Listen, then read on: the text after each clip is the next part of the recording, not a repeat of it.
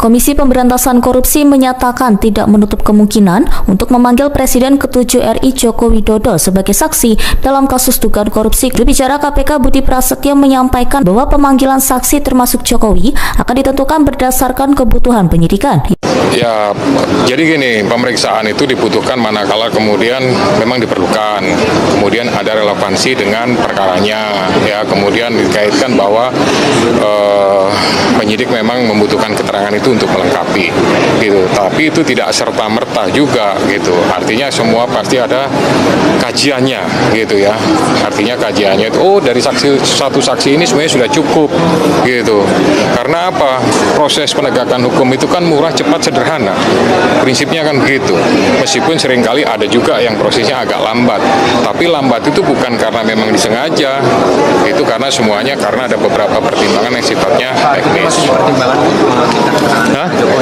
dipertimbangkan Ya itu penyidik lah, gitu. Ya. Perihalnya segera usut tuntas dugaan korupsi Saudara Joko Widodo dan keluarganya. Sebagaimana termaktub dalam Undang Dasar 45 bahwa setiap warga negara memiliki kedudukan yang sama dalam hukum dan pemerintahan sesuai dengan pasal 27 ayat 1 Undang Dasar 45. Atas dasar itu kami bermaksud mengingatkan kembali kepada KPK agar dalam penegakan hukum untuk memberantas korupsi tidak tebang pilih, tidak tumpul ke atas dan tajam ke bawah. Siapapun sama di muka hukum, termasuk mantan Presiden Joko Widodo dan keluarganya. Itu juga kami memberikan dukungan untuk tuan rumah Piala Dunia waktu itu. Dan juga setelah makan siang, waktu itu saya ingat betul ada pembahasan dari Perdana Menteri ini menawarkan kepada Indonesia apa saja yang harus dilakukan. Dikit lagi Pak, bentar. Pak. Selamat siang semuanya, Assalamualaikum warahmatullahi wabarakatuh. Kami dari Nurani 98 dan ini teman-teman semua, saya bersama teman-teman ada Rangkuti, Antonio Danar, ada Wakil Kamal dan Rara Stejo, Lukbowo dan lain-lain. Sebetulnya banyak sekali teman-teman 98 yang masih berada dalam garis Nurani 98. Kami sengaja dengan niat tulus ikhlas untuk kepentingan bangsa dan negara hadir kembali ke KPK untuk saya mungkin sudah ke-5 kali ya datang ke KPK untuk hari ini untuk meminta agar KPK kembali menelaah atau membuka laporan saya sebelumnya, yaitu tahun 2022 dan tahun 2024. Karena tentang dugaan korupsi nepotisme dan tindak pidana pencucian uang yang dilakukan oleh Joko Widodo dan keluarganya. Kami tadi diterima oleh Dumas, berdiskusi cukup panjang lah, 30 menit ya, lebih dengan namanya boleh disebutkan boleh tidak, tetapi diterima dengan baik dan agak perdebatan sebentar, tapi kemudian ketemu solusi untuk membuka kembali apa yang sudah pernah kami laporkan itu. Kemudian kenapa kami datang kembali ke sini? Karena ada konfirmasi yang cukup kuat dari laporan OCCRP itu. Jadi sebetulnya laporan kami sebelumnya terkonfirmasi dengan rilis yang disampaikan oleh OCCRP. Dan kami merumuskan seluruh narasi ini dengan baik. Saya bacakan dulu isinya dan nanti dilanjutkan oleh Bung Anmus Danar dan Bung Ray dan kawan-kawan yang lain. Ini kami sampaikan kepada Ketua KPK. Perihalnya segera usut tuntas dugaan korupsi Saudara Joko Widodo dan keluarganya. Sebagaimana termaktub dalam Undang Dasar 45 bahwa setiap warga negara memiliki kedudukan yang sama dalam hukum dan pemerintahan sesuai dengan pasal 27 ayat 1 Undang Dasar 45. Atas dasar itu kami bermaksud mengingatkan kembali kepada KPK agar dalam penegakan hukum untuk memberantas korupsi tidak tebang pilih, tidak tumpul ke atas dan tajam ke bawah. Siapapun sama di muka hukum, termasuk mantan Presiden Joko Widodo dan keluarganya. Bahwa KPK berdasarkan undang-undang ditegaskan bahwa dalam menjalankan tugas dan wewenangnya, KPK berasaskan pada kepastian hukum, keterbukaan, akuntabilitas, kepentingan umum, proporsionalitas, dan penghormatan terhadap hak asasi manusia. Dengan dasar itu, kami kembali mendatangi KPK agar menjalankan semua proses pemberantasan korupsi sesuai dengan asas-asas yang telah ditetapkan oleh undang-undang, termasuk dalam menindaklanjuti laporan kami 3 tahun yang lalu dan setahun yang lalu tentang dugaan tindak pidana korupsi, kolusi, nepotisme, dan dugaan tindak pidana pencucian uang keluarga Joko Widodo. Bahwa mantan Presiden RI yang ke-7 yang kami laporkan KPK 3 tahun lalu bernama Joko Widodo telah disebutkan oleh lembaga internasional organisasi Crime and Corruption Reporting Project sebagai salah satu mantan presiden terkorup di dunia. OCC RP menyebutkan bahwa Joko Widodo secara signifikan melemahkan Komisi Pemberantasan Korupsi. Selain itu, OCC RP juga menyebutkan bahwa Jokowi telah merusak lembaga pemilihan umum dan peradilan Indonesia yang menguntungkan ambisi politik putranya bernama Gibran Rakabuming Raka.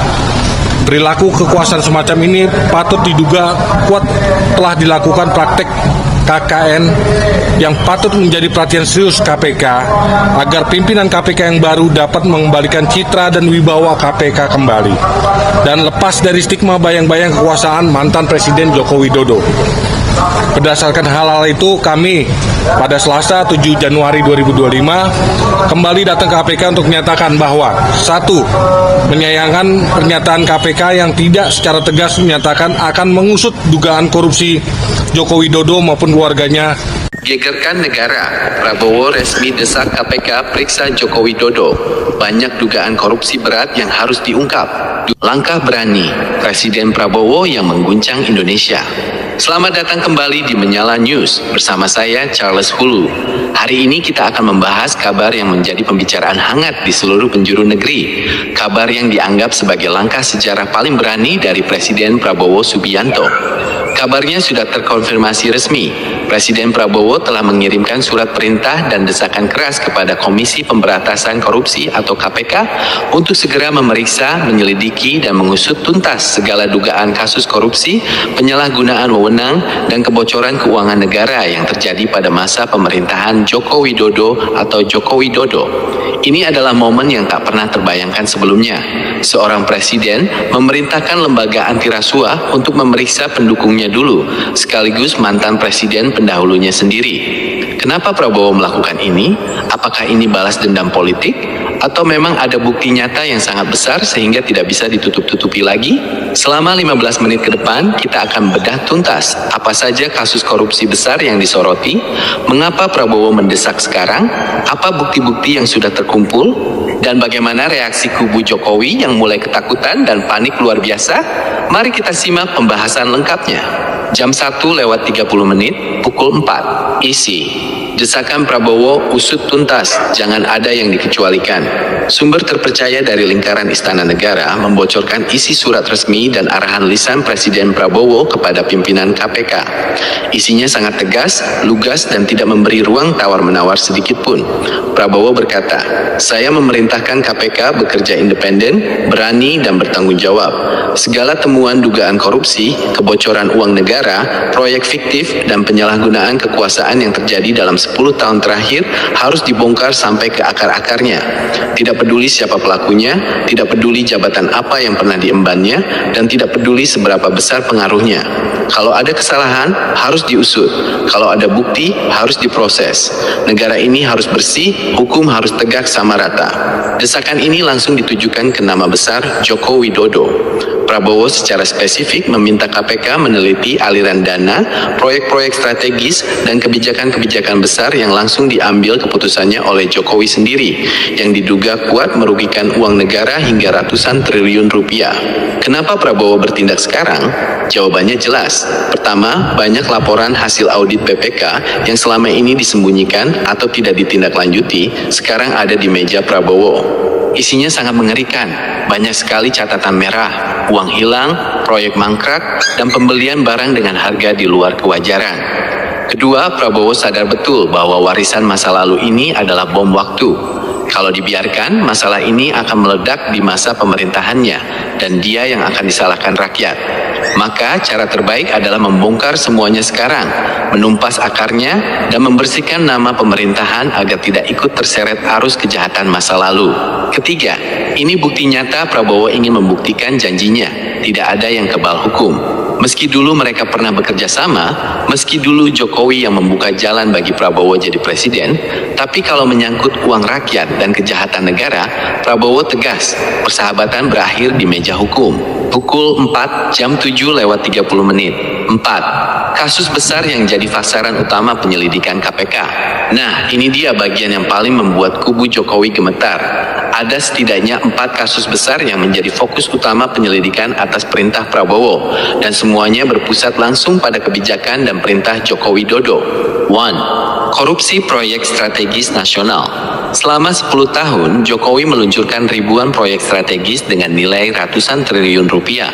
Hasilnya, banyak yang mangkrak, banyak yang hancur sebelum selesai, banyak yang harganya membengkak berkali-kali lipat. BPK menemukan banyak ketidakwajaran. Dana triliunan rupiah dicairkan atas perintah langsung Presiden, tanpa lewat prosedur tender yang benar, dan seringkali diberikan ke perusahaan-perusahaan milik kroni dekat keluarga. Uang rakyat yang seharusnya membangun fasilitas diduga besar masuk ke kantong pribadi. Prabowo minta KPK teliti satu persatu perjanjian kontrak dan aliran uangnya. 2. Dugaan korupsi ekspor dana bantuan sosial dan dana desa. Ini kasus paling menyakitkan rakyat. Dana miliaran hingga triliunan yang dikhususkan untuk rakyat miskin ternyata banyak yang tidak sampai ke tangan warga. Ada indikasi kuat dana ini digunakan sebagai alat politik, dibagikan ke tim sukses, dan tercatat ada manipulasi data penerima. Yang paling mencurigakan, pencairan dana ini selalu melibatkan perintah langsung dari pusat. Banyak bukti transaksi yang mengarah ke lingkaran terdekat Jokowi. Prabowo marah besar mengetahui fakta ini dan minta KPK usut sampai ke sumber kebocorannya. 3. Dugaan korupsi ekspor dan izin sumber daya alam. Di masa Jokowi, izin tambang, izin kayu, izin kelapa sawit dibuka seluas-luasnya. Namun negara justru rugi besar. Pendapatan negara jauh di bawah potensi aslinya. Ada dugaan kuat izin-izin besar diberikan ke pihak tertentu dengan imbalan uang jasa yang nilainya fantastis. Belum lagi kasus ekspor pasir laut dan nikel yang diduga merugikan negara puluhan triliun karena aturan yang sengaja dilonggarkan demi keuntungan segelintir orang. Semua kebijakan ini ditandatangani langsung oleh Jokowi. 4. Kasus impor beras dan pangan. Negara bayar mahal, petani merana. Padahal Indonesia negara agraris, tapi di masa Jokowi, impor beras justru membludak. Fakta yang ditemukan, beras diimpor dengan harga jauh lebih mahal dari harga pasar dunia, dan dilakukan saat panen raya, yang justru membuat petani lokal rugi besar. Di balik ini ada dugaan permainan harga dan kartel yang dilindungi kebijakan pemerintah. Kerugian negara diperkirakan puluhan triliun rupiah. Keempat kasus ini sudah ada bukti awalnya, dan Prabowo memerintahkan KPK jangan tanggung-tanggung, seret siapa saja yang terlibat, termasuk mantan presiden sendiri kalau terbukti terlibat. Jam 7:30, jam 10:30. Mereka tahu betul kalau Jokowi diperiksa dan bicara, mereka juga bakal ikut terseret masuk penjara. Beberapa juru bicara yang dulu paling lantang, sekarang kalau ditanya wartawan cuma bisa jawab singkat. Kami hormati proses hukum, biar KPK yang bekerja. Tidak ada lagi bantahan keras, tidak ada lagi teriakan rekayasa politik, karena mereka sadar bukti yang dimiliki negara sudah terlalu banyak dan terlalu nyata untuk dibantah. Ada kabar yang beredar, Joko Widodo sendiri terlihat sangat gelisah dan murung belakangan ini. Ia berusaha bertahan dengan alasan semua kebijakan itu untuk rakyat, tapi ia tidak bisa menjawab pertanyaan paling sederhana. Kalau untuk rakyat, kenapa uangnya hilang? Kenapa proyeknya mangkrak? Kenapa kekayaan keluarga dan kroni makin melimpah ruah? Tim hukum yang dulu garang membela soal ijazah, kali ini kewalahan. Kasus korupsi beda sama kasus ijazah. Kalau soal ijazah masih bisa debat panjang lebar. Kalau soal korupsi buktinya jelas. Uangnya, bukti transfernya, bukti rekeningnya, bukti harta kekayaannya. Itu bukti mati yang tidak bisa dibela dengan kata-kata manis. Mereka sadar, jaring sudah ditebarkan Prabowo, dan mereka terperangkap di dalamnya. Jam 10:30 menit, jam 12:45 menit, banyak yang bertanya, Charles, kenapa Prabowo tega sekali memeriksa orang yang dulu membantunya jadi presiden? Saya jelaskan logika politik dan hukum yang sangat cerdas dari Prabowo ini. Prabowo adalah orang yang sangat paham sejarah. Ia tahu betul bahwa masalah korupsi masa Jokowi itu adalah bom nuklir. Kalau dia diamkan, kalau dia lindungi, suatu saat nanti rakyat akan tahu semuanya, dan rakyat akan menuntut dia juga. Rakyat akan bilang, Prabowo sama saja, sama-sama korup, sama-sama melindungi penjahat. Jabatan presiden yang baru dia pegang bisa hancur seketika hanya karena warisan dosa orang lain. Prabowo tidak mau itu terjadi. Dia tidak mau sejarah mencatat namanya sebagai presiden yang melindungi koruptor besar. Dia ingin sejarah mencatatnya sebagai presiden pemberantas korupsi yang berani menindak siapa saja. Selain itu, Prabowo juga sadar, rakyat sudah marah besar. Isu korupsi merajalela di 10 tahun terakhir ini adalah keluhan utama rakyat. Prabowo tahu, cara paling cepat dan paling ampuh mendapatkan hati rakyat dan dukungan penuh adalah dengan cara membongkar kejahatan masa lalu. Rakyat akan bertepuk tangan, rakyat akan percaya, rakyat akan mendukung penuh pemerintahannya kalau dia berani bertindak tegas. Jadi, keputusan Prabowo ini bukan sekedar balas dendam, tapi langkah strategis menyelamatkan negara, menyelamatkan hukum, sekaligus menyelamatkan nama baik pemerintahannya sendiri. Dia sadar, lebih baik bermusuhan dengan satu orang mantan presiden daripada bermusuhan dengan seluruh rakyat Indonesia. Dan Prabowo memilih berpihak ke rakyat, ke kebenaran, dan ke hukum. Jam 12:45 menit, pukul 15, penutup, mulai sekarang tidak ada yang kebal hukum. Saudara-saudara pendengar sekalian, itulah laporan lengkap mengenai langkah besar Presiden Prabowo Subianto yang resmi mendesak KPK memeriksa Joko Widodo terkait dugaan korupsi masif. Ini adalah hari bersejarah. Ini adalah bukti nyata bahwa zaman di mana pejabat tinggi bisa berbuat semena-mena, mengeruk uang negara sesuka hati lalu hidup tenang dan aman sudah berakhir. Sejauh mana komitmen lembaga penegak hukum dan pemerintah dalam menegakkan prinsip keadilan tanpa pandang bulu atau equality before the law? Persoalan ini bukan sekadar perdebatan wacana di ruang publik, melainkan bentuk ujian real terhadap konsistensi penegakan hukum di Indonesia dalam merespon berbagai laporan tuntutan serta desakan dari elemen masyarakat sipil terhadap dugaan penyalahgunaan wewenang dan potensi kerugian negara. Sebagaimana yang kita amati dalam beberapa waktu terakhir, diskursus publik kembali memanas seiring dengan bermunculannya aksi nyata dan pendaftaran laporan resmi dari para aktivis, akademisi, hingga kelompok gerakan masyarakat sipil ke gedung Komisi Pemberantasan Korupsi atau KPK. Fokus utama dari pergerakan tersebut adalah menuntut keberanian serta ketegasan lembaga anti rasuah untuk membuka kembali, menelaah, dan mengusut secara tuntas berbagai indikasi tindak pidana korupsi, kolusi nepotisme, hingga dugaan tindak pidana pencucian uang yang disinyalir melibatkan figur-figur kunci kepemimpinan terdahulu beserta lingkaran kekuasaannya atau oligarki.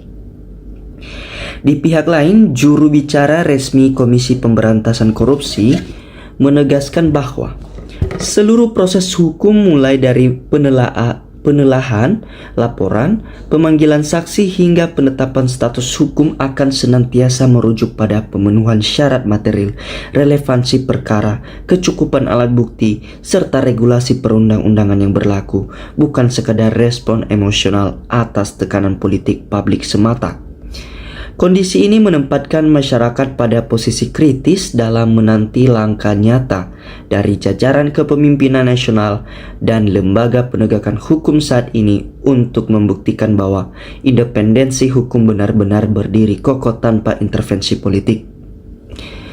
Untuk memperoleh sudut pandang yang komprehensif dan objektif, mari kita bedah permasalahan mendasar ini ke dalam 4 pilar utama penegakan hukum. Pilar pertama, prinsip kesamaan kedudukan di muka hukum. Pasal 27 ayat 1 Undang-Undang Dasar 1945 secara tegas mengamanatkan bahwa seluruh warga negara memiliki kedudukan yang sejajar di dalam hukum dan pemerintahan. Atas dasar konstitusi ini, tidak boleh ada pihak manapun yang memperoleh keistimewaan atau privilege ataupun kekebalan hukum, impunity, baik pejabat aktif, mantan pejabat tinggi negara maupun jajaran kerabatnya. Penegakan hukum wajib berdiri tegak, tidak tumpul ke atas dan tajam ke bawah. Pilar kedua, independensi dan prosedur baku lembaga anti rasuah. Sebagai lembaga independen, KPK bekerja berdasarkan prinsip evidence based police atau penindakan berbasis pembuktian sah. Pemanggilan seseorang sebagai saksi maupun proses klarifikasi laporan merupakan tahapan baku standar operation prosedur untuk melengkapi konstruksi perkara.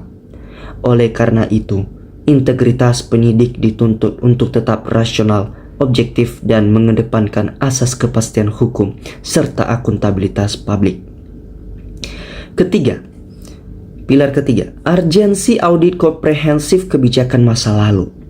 Gelombang desakan publik tidak hanya berfokus pada individu, melainkan pada pentingnya audit komprehensif terhadap tata kelola kebijakan besar. Hal ini mencakup efektivitas dan transparansi proyek strategis nasional, efisiensi penyaluran bantuan sosial, pengelolaan izin komoditas dan sumber daya alam, hingga kebijakan impor pangan. Audit mendalam sangat krusial dilakukan guna menyelamatkan potensi kebocoran keuangan negara dan mengembalikan aset negara secara maksimal. Pilar keempat yaitu edukasi publik dan asas praduga tak bersalah. Sebagai masyarakat yang cerdas dan dewasa secara hukum, kita diimbau untuk senantiasa menjunjung tinggi asas praduga tak bersalah atau presumption of innocence. Status pemanggilan atau klarifikasi oleh aparat penegak hukum tidak serta-merta menandakan seseorang telah bersalah secara pidana sebelum ada putusan hakim yang berkekuatan hukum tetap atau ingkrah. Memahami batasan status ini sangat penting untuk mencegah meluasnya disinformasi dan persekusi di media sosial. Mencermati gelombang respon netizen serta opini publik di berbagai platform digital dan media massa, tampak jelas adanya ekspektasi yang sangat tinggi terhadap hadirnya transparansi dan kepastian hukum. Kerinduan publik akan hadirnya keadilan yang nyata merupakan cerminan dari kecintaan masyarakat terhadap masa depan bangsa ini. Kendati demikian, penting untuk diingat bahwa kualitas penegakan hukum suatu negara demokrasi tidak diukur dari seberapa riuh desakan di media sosial, melainkan dari seberapa adil, profesional, objektif, dan teruji pembuktiannya di hadapan majelis hakim di persidangan. Penegakan hukum yang transparan, akuntabel, dan bebas dari kepentingan politik pragmatis adalah fondasi paling utama dalam menjaga keberlangsungan demokrasi serta kepercayaan rakyat terhadap negara. Ya, teman-teman, silakan sampaikan pendapat Anda mengenai video cuplikan tadi, saran dan argumen secara tertulis di dalam kolom komentar di bawah. Mari kita rawat ruang diskusi digital ini dengan menggunakan bahasa yang santun, bernalar, beretika, serta berorientasi pada gagasan demi memajukan Indonesia. Nah teman-teman, sekarang saya akan membacakan komentar-komentar netizen mengenai video cuplikan tadi. Ya teman-teman, ini komentar pertama dari kanal Ganti Pejabat KPK yang antek-antek Jokowi. Ini Dr. Budi. Usut tuntas semua pengemplang uang rakyat. Yuli. Selama ini hukum tumpul ke atas tapi tajam ke bawah, kenyataannya kok coba rakyat cuma mencuri singkong langsung dihakimi. Tapi kalau koruptor, wah, tidak ada yang berani menangkap sekalipun petugas hukum. Ini Juhabin. Ini tindakan yang wajib dilakukan. Semua sama di mata hukum. Bila YBS melakukan kejahatan, rakyat sudah sangat darurat, sekarat oleh kelakuan poro koruptor layak dihukum mati. Ya, ini hari nggak mungkin berani memanggil si Jokowi negara ini seperti yang punya Jokowi. Ini Warsono. Pemeriksaan wajib dilakukan sebagai negara karena berpotensi korupsi. Terong ngungu, KPK orang-orangnya Jokowi mana mungkin mau periksa Jokowi. Herlina, KPK masih dalam kendali Jokowi, bukti anak-anaknya dan anak mantunya belum juga disentuh hukum. Ini banyak bukti, belum juga ada tindakan apapun oleh KPK. Muhammad, lambatnya penegakan hukum itu bukan karena alasan tapi karena ketidakmampuan. Herlina, Prabowo telah dikhianati oleh Jokowi selama 10 tahun karena dia manipulasi pemilihan presiden, memakai ijazahnya yang tidak benar, itu salah satunya kecurangan, belum masalah lain. Ukat, si Jokowi harus secepatnya diadili dan dimiskinkan. Jokowi londo ireng paling jahat penjahat negara. John Bengber, kalau Ketua KPK, Jaksa Agung, Kapolri, Panglima TNI masih orang-orang yang diangkat Jokowi, terutama Presiden, mana berani sama Jokowi. Badan boleh besar tapi nyali mereka cuman sak uprit. Singi Deni, rakyat senang dan puas jika Joko Widodo beserta keluarga harus segera diperiksa biar negara tenang. Ini baru Indonesiaku. Tony, Pak Yukut, Pak Nadiem, Ibu Karen, Pak Ahok menyebut namanya di persidangan, mari tegakkan hukum seadil-adilnya. Syamsudi, KPK tidak akan berani, KPK sudah disogok duluan sebelum nyampe ke rumah Jokowi. Junizar, kita jangan pandang dia mantan presiden, hukum juga dia, kalau salah kita harus takut sama Allah. Ketut, bagus itu Gar, korupsi dituntut tuntas. Junizar, makanya Prabowo takut. Yusuf, bongkar KKN rezim Jokowi sampai tuntas. Jangan sampai Mahkamah Rakyat Indonesia yang akan menyeret ke pengadilan. Hasamus, semoga Wiwi cepat dipanggil malaikat. Ini Jaya, R1 yang ke-7 banyak bohong. Ya, kini saat ya dipertanyakan, yang semua ujung yang korupsi semoga nggak hancur NKRI ini. Ketut, termasuk kepolisian kalau ini bisa dibongkar karena Jokowi sudah merusak negara, Sri Mulyani sudah diperiksa. Edi, omon-omon ini mudah-mudahan tidak omon-omon lagi. Komentar-komentarnya sudah banyak omon-omon. Kita lihat saja nanti omon-omon lagi atau omon-omon doang ya. Ya. Berharap keinginan rakyat Pak Presiden benar-benar dilaksanakan. Rakyat pasti mendukung Bapak. Ini akun vlog. Kalau Bapak Prabowo sejarah dan menulis sejarah, Bapak jangan dibilang melindungi korupsi, berantas sampai tuntas. Sumirat, kalau betul Prabowo presiden terbaik bisa memberantas korupsi tahun 2029, jadi presiden lagi. Siti, bohong saja wahai rakyat, lihat ini banyak dalihnya orang KPK. Suronoanto, KPK nggak berani manggil Jokowi, diadili rakyat saja. Slamet, termol Bali kampung sapa si kue kulapa ala-ala wingi si tegas gaga iya pak seiki wis ulong mining pak. Ketut, kami bangga dengan KPK kalau tegak lurus rakyat ditipu, raja-rajaan ijazah dipalsukan dan lain-lain. Elia, KPK mandul harus dibubarkan. Ya teman-teman, demikianlah komentar-komentar netizen yang sangat-sangat menarik. Jika kalian mempunyai komentar yang lebih kritis dan sesuai dengan pemikiran kalian, silahkan cantumkan dalam komentar. Terima kasih telah menyimak video ini dari awal hingga akhir.